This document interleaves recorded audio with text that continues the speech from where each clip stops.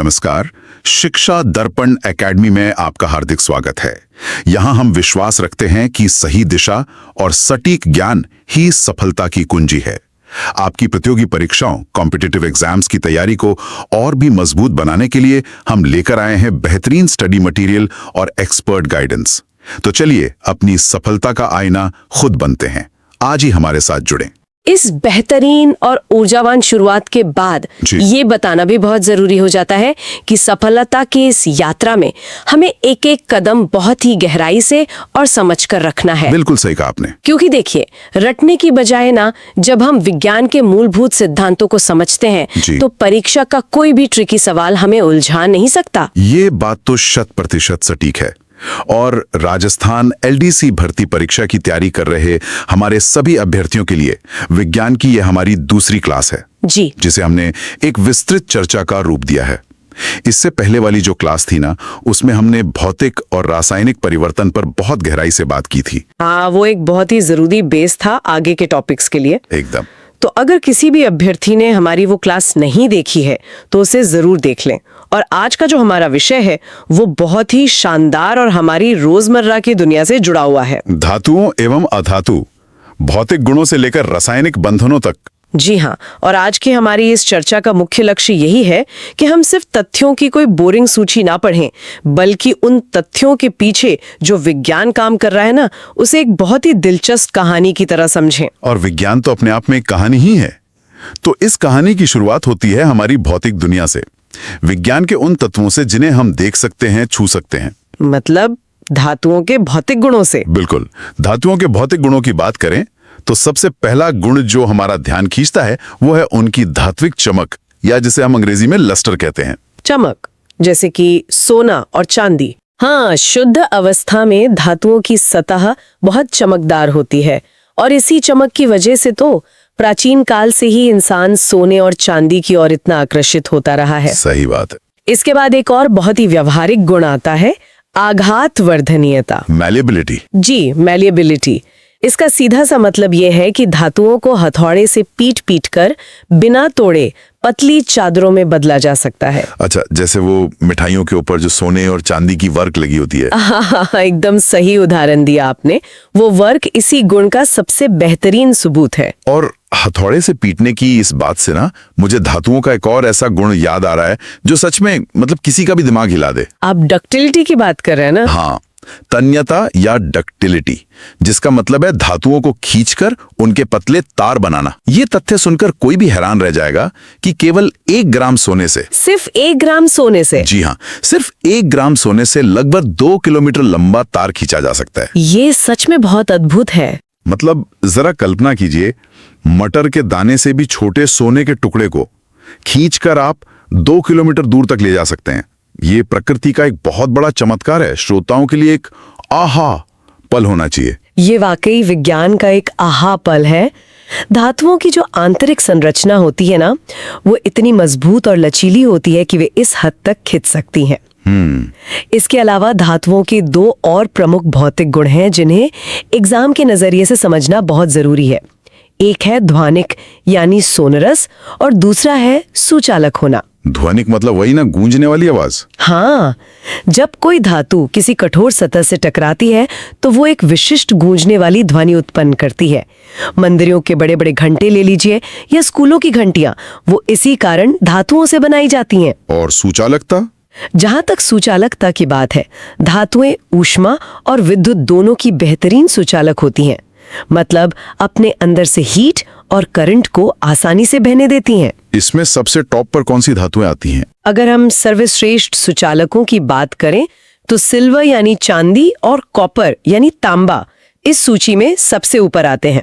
तो ये तो हुई धातुओं की एक चमचमाती दुनिया, जहां चमक है, लंबे तार हैं और गूंज है। लेकिन इनके ठीक विपरीत जो अधातुओं का संसार है, वो कैसा है? अधातुओं का संसार धातुओं के बिल्कुल उलट व्यवहार करता है। आमतौर पर अधातुएं या तो ठोस अवस्था में मिलती हैं या फिर गैस अवस्था में, ब्रोमीन को छोड़कर जो द्रव है। अच्छा। और धातुओं के विपरीत इनमें कोई चमक नहीं होती। ये दिखने में मलिन या डल होती हैं। मतलब ये करंट और हीट को भी पास नहीं होने देती? बिल्कुल नहीं। ये ऊष्मा और विद्युत की कुचालक होती हैं। और सबसे बड़ा अंतर ये है कि अगर किसी ठोस अधातु पर आप हथौड़ा मारेंगे ना, तो वो चादर में नहीं बदलेगी, तो क्या होगा? वो चूर चूर होकर बिखर जाएगी।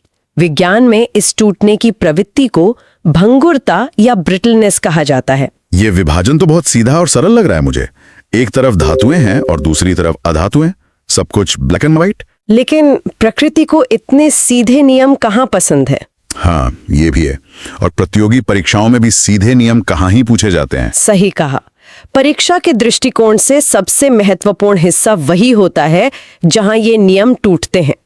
विज्ञान के विद्रोही। विद्रोही, ये अच्छा शब्द है। तो इन अपवादों के बारे में बताइए। इन्हीं अपवादों से परीक्षा में सबसे ज्यादा घुमावदार सवाल बनते हैं। जैसे हमने अभी कहा कि धातुएं आमतौर पर ठोस होती हैं। हाँ। लेकिन मर्क्यूरी यानी पारा, इसका एक बहुत बड़ा अपवाद है। मर्क्यूरी एक धातु है, लेकिन यह कमरे के तापमान पर द्रव अवस्था में रहता है, लिक्विड फॉर्म में। अरे हाँ, थर्मामीटर वाला पारा। बिल्कुल। इसी तरह धातुओं को हम उनकी कठोरता के लिए जानते हैं। लोहे को देख लीजिए। लेकिन कुछ क्षारीय धातुएं होती हैं, जैसे लिथियम, सोडियम और पोटेशियम। ये भी कठोर होती हैं? नहीं, ये इतनी मुलायम होती हैं कि इन्हें पनीर या मक्खन की तरह आप चाकू से आसानी से काट सकते हैं। धातु होकर भी चाकू से कट जाती हैं। ये तो सच में विद्रोही हैं। और विद्रोहियों की ये लिस्ट सिर्फ धातुओं तक सीमित नहीं है, अधातुओं में भी बहुत अपवाद हैं। जैसे कि? अभी हमने सुना कि अधातुओं में चमक नहीं होती, लेकिन आयोडीन एक अधातु है और फिर भी ये बेहद चमकीला होता है। अच्छा। और उससे भी बड़ा उदाहरण है कार्बन का। कार्बन एक अधातु है, लेकिन प्रकृति में इसके अलग अलग रूप मिलते हैं, जिन्हें हम अपर रूप या एलोट्रोप्स कहते हैं। कार्बन के अपर रूप हीरा और ग्रेफाइट। हाँ, कार्बन का एक अपर रूप है हीरा, जो कि प्राकृतिक रूप से पाया जाने वाला दुनिया का सबसे कठोर पदार्थ है। मतलब कहाँ तो अधातुएं भंगुर होती हैं, टूट जाती हैं, और कहाँ हीरा इतना कठोर है। और कार्बन का ही दूसरा अपर रूप है ग्रेफाइट, जो हमारी पेंसिल की नोक में होता है। वो अधातु होते हुए भी विद्युत का बहुत अच्छा सुचालक है। कमाल है। इसीलिए विज्ञान पढ़ते समय सामान्य नियमों के साथ साथ इन अपवादों को समझना सबसे ज्यादा जरूरी है। ये सिर्फ रटने के लिए नहीं है, ये बताते हैं कि तत्वों की अंदरूनी परमाणु संरचना उनके बाहरी गुणों को कैसे बदल सकती है। बहुत खूब। तो भौतिक गुणों की इस दुनिया से निकलकर अब हम रासायनिक प्रतिक्रियाओं के मैदान में उतरते हैं। धातुओं की अग्नि परीक्षा। बिल्कुल, धातुओं की अग्नि परीक्षा। ऑक्सीजन के साथ धातुओं का जो व्यवहार है वो सच में बहुत ही हैरान करने वाला है। कैसे? जैसे सोडियम और पोटेशियम की बात करें तो इन धातुओं का ऑक्सीजन के प्रति गुस्सा इतना उग्र है कि अगर इन्हें बस खुली हवा में ऐसे ही रख दिया जाए तो ये तुरंत आग पकड़ लेती हैं। हाँ, उनका रिएक्शन बहुत ही फास्ट होता है। और इसीलिए इसी खतरे से बचने के लिए इन्हें हमेशा केरोसिन के तेल में डुबो कर रखा जाता है, ताकि हवा से इनका संपर्क टूट जाए। एग्जाम में ये सवाल बहुत आता है। बहुत बार आता है। ऑक्सीजन के साथ धातुओं की ये प्रतिक्रिया ना सीधे तौर पर उनकी अभिक्रियाशीलता या रिएक्टिविटी को दिखाती है। सोडियम और पोटेशियम तो बहुत उग्र हैं, लेकिन अन्य धातुएं थोड़ा अलग और शांत तरीका अपनाती हैं। वो आग नहीं पकड़ती। नहीं, जब मैग्नीशियम, एल्यूमिनियम, जिंक और लेड जैसी धातुएं हवा के संपर्क में आती हैं तो वो जलती नहीं है। इसके बजाय वो ऑक्सीजन के साथ मिलकर अपनी सतह पर ऑक्साइड की एक बहुत ही पतली लेकिन मजबूत सुरक्षात्मक परत बना लेती हैं। मतलब खुद ही अपना एक कवच बना लेती हैं। बिल्कुल, ये परत एक ढाल की तरह काम करती है, जो अंदर की बाकी धातु को सुरक्षित रखती है और उसे आगे खराब होने से बचाती है। ये तो बहुत ही स्मार्ट तरीका है खुद को बचाने का। और लोहे के साथ क्या होता है पता है? लोहे के साथ दहन तो नहीं होता होगा उसका सीधा? सही कहा, लोहे का सीधा दहन नहीं होता। अगर आप लोहे की एक ठोस छड़ को आग में रखेंगे तो वो जलेगी नहीं। लेकिन अगर आप लोहे के बारीक बुरादे को, जिसे लौह चूर्ण कहते हैं, उसे आग की लौ पर छिड़केंगे तो वो बहुत तेजी से और एकदम चमक के साथ जलने लगता है। अच्छा, सरफेस एरिया बढ़ने की वजह से शायद। और कॉपर का क्या होता है आग में? कॉपर जलता नहीं है, लेकिन ऑक्सीजन के साथ रिएक्शन करके उस पर कॉपर ऑक्साइड की एक काले रंग की परत चढ़ जाती है। और जो हमारी महंगी धातुएं हैं, सिल्वर और गोल्ड, वो तो ऑक्सीजन के प्रति पूरी तरह से उदासीन है। अब तापमान कितना भी बढ़ा दीजिए, वे ऑक्सीजन से कोई बात ही नहीं करते। इसीलिए सोने के आभूषणों की चमक पीढ़ियों तक वैसी की वैसी बरकरार रहती है। ऑक्सीजन का उन पर कोई असर नहीं होता। बिल्कुल। अच्छा, ऑक्सीजन के साथ प्रक्रिया में ना एक बहुत ही खास और थोड़ा तकनीकी शब्द सामने आता है, उभयधर्मी ऑक्साइड या एम्फोटेरिक ऑक्साइड्स। ये क्या है? रसायन विज्ञान का ये एक बहुत ही खूबसूरत कॉन्सेप्ट है। देखिए, सामान्य नियम ये कहता है कि जब धातुएं ऑक्सीजन से मिलती हैं तो उनके जो ऑक्साइड बनते हैं वो क्षारीय प्रकृति के होते हैं, मतलब बेसिक नेचर के। और अधातुओं के ऑक्साइड? वो अम्लीय यानी एसिडिक होते हैं। लेकिन एल्यूमिनियम ऑक्साइड और जिंक ऑक्साइड ये दोनों किसी एक पक्ष में नहीं रहते, दोनों तरफ रहते हैं। हाँ, ये द्विभाषी राजनयिकों की तरह हैं। ये अम्ल के साथ भी रिएक्शन कर सकते हैं और क्षारक के साथ भी। क्या बात है। और दोनों ही स्थितियों में प्रतिक्रिया करके ये लवण और जल बनाते हैं। क्योंकि ये अम्ल और क्षारक दोनों का धर्म निभाते हैं, इसीलिए इन्हें उभयधर्मी कहा जाता है। उभयधर्मी, जो दोनों धर्म निभाएं। बहुत आसानी समझ आ गया। तो ये तो हुई ऑक्सीजन की बात। अब देखते हैं कि जल मतलब पानी के साथ धातुओं का टकराव कैसा होता है। क्या पानी के साथ भी ये अलग अलग नखरे दिखाती हैं? बिल्कुल दिखाती हैं। पानी के साथ धातुओं के व्यवहार को ना हम तापमान के आधार पर 3 अलग अलग श्रेणियों में बांट सकते हैं। ठंडा, गर्म और भाप। हाँ, सबसे पहले ठंडे जल की बात करते हैं। सोडियम, पोटेशियम और कैल्शियम ये ठंडे पानी के साथ भी बहुत ही तीव्र प्रतिक्रिया करते हैं। इतनी तीव्र की? सोडियम और पोटेशियम जब पानी से टकराते हैं तो वो प्रतिक्रिया इतनी ज्यादा ऊष्माक्षेपी होती है, मतलब उसमें इतनी भयानक गर्मी निकलती है कि प्रतिक्रिया में बनने वाली जो हाइड्रोजन गैस है वो तुरंत आग पकड़ लेती है। तो पानी में आग लगने का जो जादू हम कई बार देखते हैं, उसके पीछे यही विज्ञान है। बिल्कुल, यही विज्ञान है। पानी में आग लगना सच में किसी जादू से कम नहीं लगता। और जो धातुएं ठंडे पानी से प्रतिक्रिया नहीं करती, उनका क्या? उनके लिए दूसरी श्रेणी है, गर्म जल। मैग्नीशियम ठंडे पानी में कोई दिलचस्पी नहीं दिखाता, लेकिन जैसे ही उसे गर्म पानी मिलता है वो प्रतिक्रिया शुरू कर देता है। और इस रिएक्शन में क्या बनता है? इसमें भी हाइड्रोजन गैस के बुलबुले बनते हैं जो मैग्नीशियम धातु की सतह से चिपक जाते हैं, और इसकी वजह से धातु हल्की हो जाती है और पानी में तैरने लगती है। और तीसरी श्रेणी भाप वाली है ना? हाँ, भाप या स्टीम। एल्यूमिनियम, जिंक और लोहा ये ऐसी धातुएं हैं जो न तो ठंडे पानी से रिएक्शन करती हैं और न ही गर्म पानी से। लोहे पर तो वैसे भी जल्दी असर नहीं होता। हाँ, लेकिन जब अत्यधिक गर्म भाप इनके संपर्क में आती है तब जाकर ये प्रतिक्रिया करती हैं और धातु ऑक्साइड तथा हाइड्रोजन गैस बनाती हैं। और मुझे लगता है सिल्वर और गोल्ड यहाँ भी कोई रिएक्शन नहीं करते होंगे। एकदम सही पकड़ा आपने। लेड, कॉपर, सिल्वर और गोल्ड ये पानी के किसी भी रूप के साथ, चाहे ठंडा हो, गर्म हो या भाप, बिल्कुल प्रतिक्रिया नहीं करते। चलिए, ऑक्सीजन और पानी के बाद अब हम अम्लों के साथ धातुओं के खेल को समझते हैं। एक बहुत ही सामान्य सा नियम है कि जब धातु किसी तनु अम्ल के साथ मतलब डाइल्यूट एसिड के साथ प्रतिक्रिया करती है तो वो लवण बनाती है और हाइड्रोजन गैस को बाहर निकाल देती है। बिल्कुल। यहाँ एक प्रक्रिया है जिसे विस्थापन या डिस्प्लेसमेंट कहते हैं। इसे हम अभ्यर्थियों को आसान भाषा में कैसे समझाएं? विस्थापन को समझना बहुत ही आसान है। मान लीजिए एक कुर्सी पर कोई बहुत ही कमजोर व्यक्ति बैठा है और तभी वहां एक बहुत ताकतवर व्यक्ति आ जाता है। तो वो ताकतवर व्यक्ति उसे उठा देगा? हाँ, ताकतवर व्यक्ति उस कमजोर को हटाकर खुद उस कुर्सी पर बैठ जाएगा।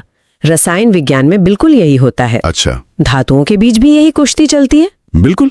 जो अधिक अभिक्रियाशील धातु होती है, मतलब ताकतवर, वो अपने से कम अभिक्रियाशील धातु को, मतलब कमजोर को, उसके लवण विलयन से विस्थापित कर देती है और खुद उसकी जगह ले लेती है। समझ गया।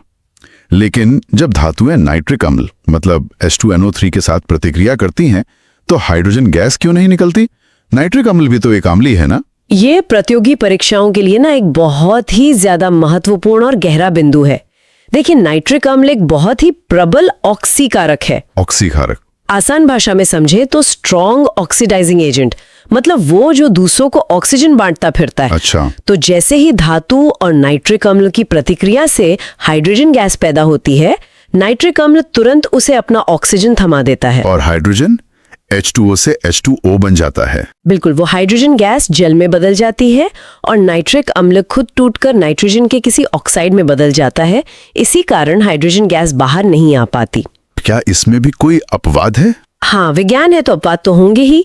मैग्नीशियम और मैंगनीज ये दोनों अति तनु नाइट्रिक अम्ल के साथ प्रतिक्रिया करके हाइड्रोजन गैस निकालने में सफल हो जाते हैं।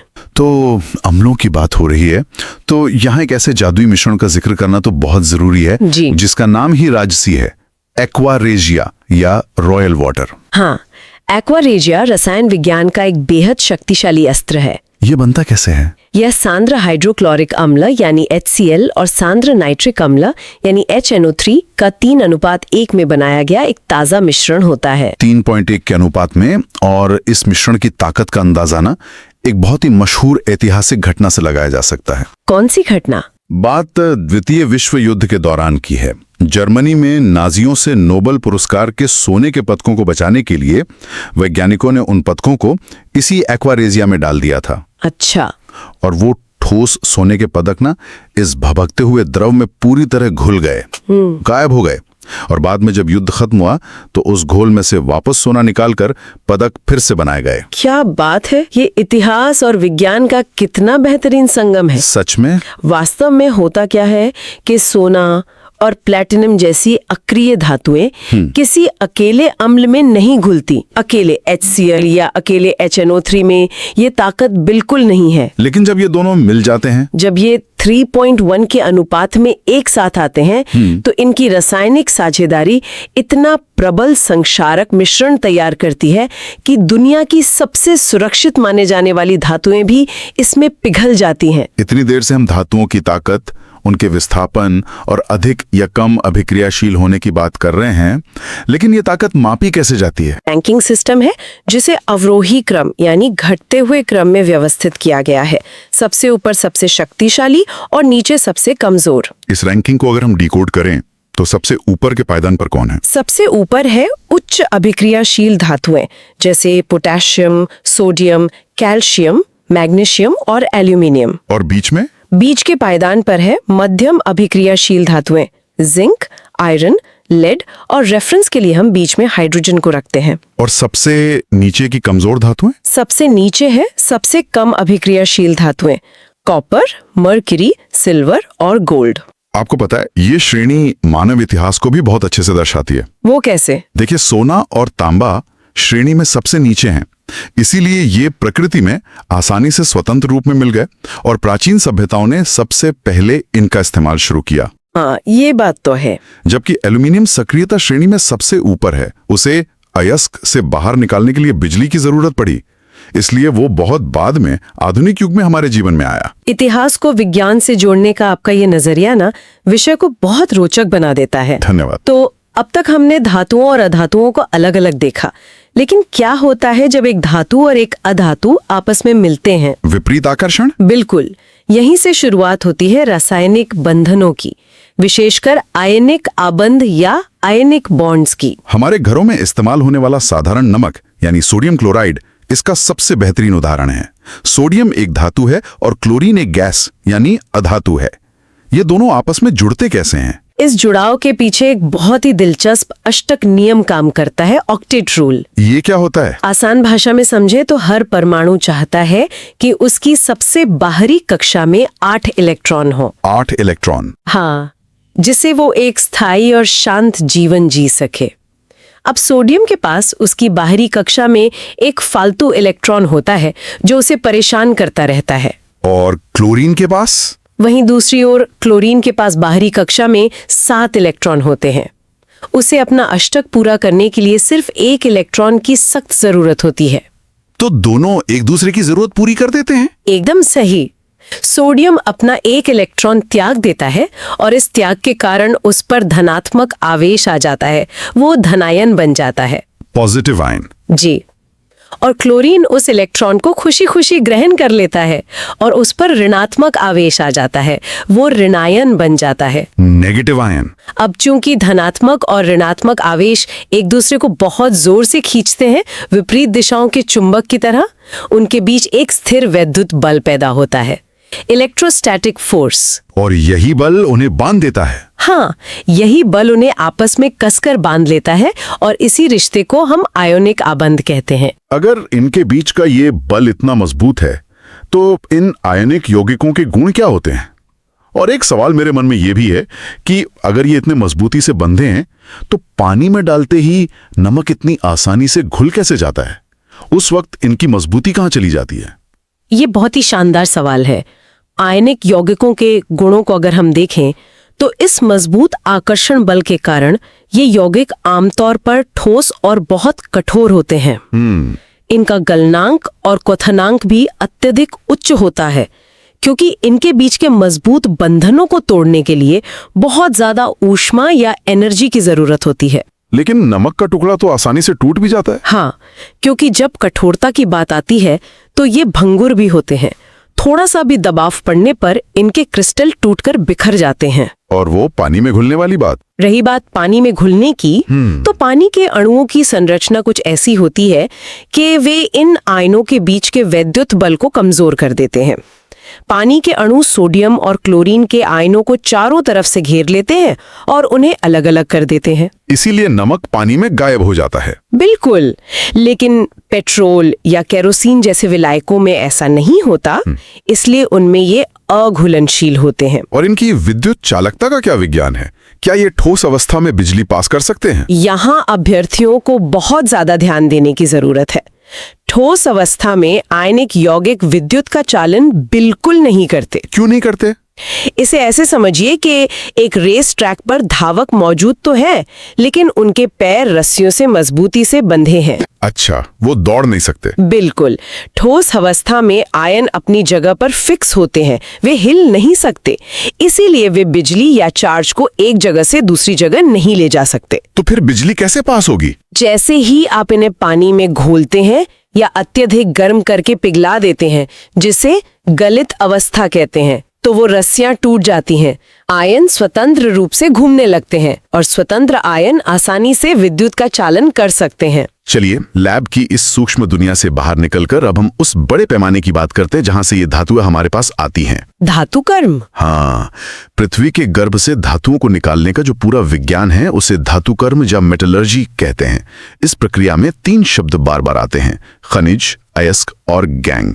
एक आम इंसान की भाषा में इनमें क्या फर्क है? इसे एक बहुत ही सरल उदाहरण से समझते हैं। पृथ्वी की सतह के नीचे प्राकृतिक रूप से जितने भी तत्व या यौगिक पाए जाते हैं वे सब खनिज या मिनरल्स हैं। यानी हर वो पत्थर या मिट्टी जिसमें कोई धातु है वो खनिज है। हाँ, लेकिन क्या हर पत्थर से धातु निकालना हमारे लिए फायदेमंद होगा? नहीं ना। खर्चा ज्यादा आ जाएगा धातु से। बिल्कुल। तो वे विशेष खनिज जिनमें धातु बहुत अच्छी मात्रा में मौजूद होती है और जिसे कारखानों में निकालना आर्थिक रूप से सस्ता और लाभकारी होता है, केवल उन्हें ही अयस्क या ओर्स कहा जाता है। इसीलिए कहते हैं कि सभी अयस्क खनिज होते हैं, लेकिन सभी खनिज अयस्क नहीं होते। एकदम सटीक। और जब हम जमीन से अयस्क को खोद कर बाहर निकालते हैं तो उसके साथ बहुत सारी अवांछित मिट्टी, रेत और चट्टान के टुकड़े चिपके होते हैं। इन्हीं बेकार अशुद्धियों को गैंग कहा जाता है। तो एक बार जब हमने खदान से अयस्क निकाल लिया और गैंग को साफ कर दिया, तो उसमें से शुद्ध धातु को बाहर कैसे निकाला जाता है? अभी हमने जिस सक्रियता श्रेणी की बात की थी, क्या वह यहाँ कोई भूमिका निभाती है? सक्रियता श्रेणी ही दरअसल धातु कर्म का पूरा मास्टर प्लान तय करती है। हम अयस्कों को 3 श्रेणियों में बांटकर उनसे धातु निकालते हैं। तो सबसे ऊपर वालों के लिए क्या रणनीति है? जो धातुएं सक्रियता श्रेणी में सबसे ऊपर हैं, जैसे पोटेशियम, सोडियम, कैल्शियम, एल्यूमिनियम, वे ऑक्सीजन या अन्य तत्वों के साथ इतने मजबूत बंधन में होती हैं कि उन्हें सामान्य तरीके से अलग नहीं किया जा सकता। तो फिर क्या करते हैं? इनके लिए गलित अयस्क का विद्युत अपघटन या इलेक्ट्रोलिसिस किया जाता है, यानी अयस्क को पिघलाकर उसमें से भारी मात्रा में बिजली गुजारी जाती है, तब जाकर ये धातुएं अलग होती हैं। और जो धातुएं सक्रियता श्रेणी के बीच में हैं, जैसे जिंक, आयरन और लेड, मध्यम अभिक्रियाशील धातुएं अक्सर सल्फाइड या कार्बोनेट अयस्कों के रूप में धरती में मिलती हैं। इनसे सीधे धातु निकालना मुश्किल है, इसलिए पहले इन्हें इनके ऑक्साइड में बदला जाता है। ऑक्साइड में कैसे बदलते हैं? इसके लिए 2 प्रक्रियाएं होती हैं। अगर अयस्क सल्फाइड है तो उसे हवा की भरपूर उपस्थिति में गर्म करते हैं, जिसे भर्जन या रोस्टिंग कहते हैं। और अगर कार्बोनेट हो तो? अगर अयस्क कार्बोनेट है तो उसे सीमित हवा में गर्म करते हैं, जिसे निस्तापन या कैल्सिनेशन कहते हैं। एक बार ऑक्साइड बन गया फिर? एक बार जब धातु का ऑक्साइड बन जाता है तो उसमें कार्बन जैसे कि कोयला मिलाया जाता है। कार्बन एक बहुत अच्छा अपचायक है। Reducing agent. हाँ, वह धातु से ऑक्सीजन को छीन लेता है और हमें शुद्ध धातु मिल जाती है।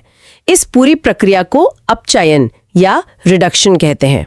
और जो धातुएं सक्रियता श्रेणी में सबसे नीचे हैं, उनका क्या? जो धातुएं सबसे कम अभिक्रियाशील हैं, वे अक्सर प्रकृति में स्वतंत्र रूप में ही मिल जाती हैं। जैसे सोना। हाँ, लेकिन अगर वे अयस्क के रूप में हों भी, जैसे सल्फाइड के रूप में, तो उनके बंधन इतने कमजोर होते हैं कि उन्हें अलग करने के लिए केवल पर्याप्त ताप देकर गर्म करना ही काफी होता है। सिर्फ गर्म करने से काम हो जाता है? बिल्कुल। मरकरी का निष्कर्षण इसका बेहतरीन उदाहरण है। मरकरी का अयस्क है सिनाबार, यानी HgS। अच्छा, HgS। जब सिनाबार को हवा में सिर्फ गर्म किया जाता है तो वो पहले मर्क्यूरिक ऑक्साइड यानी HgO में बदलता है, और अगर आप उसे थोड़ा और गर्म करते रहें तो वो ऑक्साइड भी टूट जाता है और आपको सीधे द्रव मर्क्यूरी प्राप्त हो जाती है। ये तो सच में धातुओं के स्वभाव के अनुसार अलग-अलग रणनीति बनाने का बड़ा ही दिलचस्प खेल है। अब हम इस विस्तृत चर्चा के अंतिम लेकिन हमारे रोजमर्रा के जीवन से सबसे ज्यादा जुड़े विषय पर आते हैं। संक्षारण के बारे है। हाँ, ये एक खामोश दुश्मन के बारे में है जो हर साल पूरी दुनिया में अरबों रुपए का नुकसान करता है। संक्षारण या लोहे में जंग लगना। संक्षारण वास्तव में धातुओं का धीरे धीरे नष्ट होना है। जब लोहे जैसी धातु लंबे समय तक नमी वाली हवा के संपर्क में रहती है तो उसकी सतह पर एक भूरे रंग की परत चढ़ जाती है, जिसे हम जंग या रस्ट कहते हैं। जंग लगने के पीछे के विज्ञान को समझने के लिए ना 3 परख नलियों वाला एक बहुत ही प्रसिद्ध प्रयोग है। जी हाँ, टेस्ट ट्यूब वाला प्रयोग। वो प्रयोग बहुत ही स्पष्ट रूप से बताता है कि जंग लगने की असल वजह क्या है। पहली परख नली में क्या होता है? अगर पहली परख नली में लोहे की कील के साथ हवा और पानी दोनों मौजूद हैं, तो कील में जंग लग जाता है। और दूसरी में? दूसरी परख नली में उबला हुआ पानी डाला जाता है ताकि पानी के अंदर की सारी ऑक्सीजन निकल जाए, और ऊपर से तेल की कुछ बूंदें डाल दी जाती हैं जिससे हवा पानी के संपर्क में ना आ सके। तो इसमें कील का क्या होता है? इसमें कील पर जंग बिल्कुल नहीं लगता। और तीसरी परख नली में? निर्जल कैल्शियम क्लोराइड रखा जाता है जो हवा की सारी नमी सोख लेता है, यानी हवा बिल्कुल सूखी होती है। तो बिना नमी की हवा में? इसमें भी जंग नहीं लगता। तो इस प्रयोग से ये साफ निष्कर्ष निकलता है कि लोहे पर जंग लगने के लिए 2 चीजों का एक साथ होना अनिवार्य है, वायु यानी ऑक्सीजन और जल यानी नमी। अगर इनमें से एक भी गायब है तो लोहे को जंग नहीं लग सकता। बिल्कुल। इसीलिए जंग से बचने के लिए हम धातुओं पर पेंट करते हैं, तेल लगाते हैं या ग्रीस लगाते हैं, ताकि धातु और हवा या नमी के बीच एक दीवार बन जाए। जंग से बचने का एक और बहुत ही शानदार औद्योगिक तरीका है यशद लेपन या गैल्वनाइजेशन। इसमें लोहे या इस्पात को जंग से बचाने के लिए उनके ऊपर जिंक यानी जस्ते की एक पतली सी परत चढ़ा दी जाती है। जिंक की ही क्यों? क्योंकि जिंक लोहे से ज्यादा अभिक्रियाशील है, इसलिए वो लोहे की रक्षा के लिए खुद को कुर्बान कर देता है। ये तो बहुत ही बढ़िया तरीका है। और बचाव के इस तरीके से भी एक कदम आगे है, धातुओं को अपग्रेड करना। अपग्रेड करना? हाँ, इसे मिश्रात्वन या एलॉइंग कहा जाता है। मिश्रात्वन धातुओं के गुणधर्मों को अपनी जरूरत के हिसाब से बेहतर बनाने की एक शानदार विधि है। कैसे बेहतर बनाते हैं? उदाहरण के लिए, शुद्ध लोहा बहुत ही नर्म होता है, गर्म करने पर यह आसानी से खिंच जाता है। ऐसे लोहे से आप मजबूत पुल या इमारतें नहीं बना सकते, वो तो वजन से ही मुड़ जाएंगे। बिल्कुल। लेकिन अगर हम उस शुद्ध लोहे में बहुत थोड़ी सी मात्रा में लगभग 0.05% कार्बन मिला दें तो वो लोहा एकदम कठोर और मजबूत इस्पात में बदल जाता है, स्टील बन जाता है। जी। और यही वो जगह है जहां रसायन विज्ञान का असली जादू दिखता है। अगर उसी लोहे में कार्बन के साथ साथ निकिल और क्रोमियम भी मिला दिया जाए तो क्या होगा? तब वो लोहा स्टेनलेस इस्पात या स्टेनलेस स्टील में बदल जाएगा। वही स्टेनलेस स्टील जिसके हमारे घरों के किचन में बर्तन बने होते हैं। बिल्कुल वही। क्रोमियम और निकिल लोहे को एक ऐसी सुरक्षा देते हैं कि उसमें कभी जंग लगता ही नहीं है। तो ये मिश्रातों की परिभाषा क्या हुई? अगर हम वैज्ञानिक दृष्टि से बात करें तो 2 या 2 से अधिक धातुओं के या धातु और अधातु के समांगी मिश्रण को मिश्रातु कहते हैं। समांगी मिश्रण मतलब होमोजीनियस मिक्सचर। हाँ, समांगी मिश्रण का मतलब है कि जब इन्हें पिघलाकर मिलाया जाता है तो ये इतने अच्छे से आपस में घुल जाते हैं कि सूक्ष्म स्तर पर भी हर जगह इनकी बनावट एक समान होती है। धातुओं की भौतिक चमक से लेकर उनके रासायनिक बंधनों तक और फिर खदानों से निकलकर हमारे किचन के स्टेनलेस स्टील के बर्तनों तक का ये सफर बहुत ही अद्भुत रहा। सच में ये विज्ञान केवल किताबों और एलडीसी की परीक्षा तक सीमित नहीं है, ये हमारे चारों ओर मौजूद है। बिल्कुल।